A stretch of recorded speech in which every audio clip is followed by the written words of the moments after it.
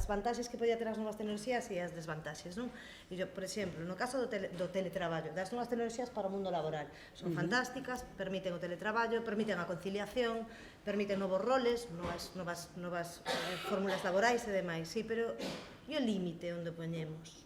Porque eu, ata vivín eu nas miñas propias carnes, teletraballo, ou, sí, o simple feito de teletraballo, quen pon o límite, onde poñemos?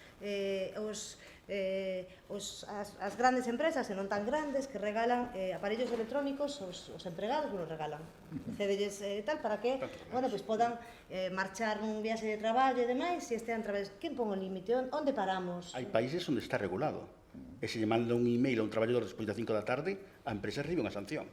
O sea, que aí tamén... A empresa recibe unha sanción, fantástico, pois, a ver se O sea, aprendemos. me refiro que tamén é porque temos que adaptar a sociedade a esas posibilidades para que non haxa abusos por parte dos traballadores.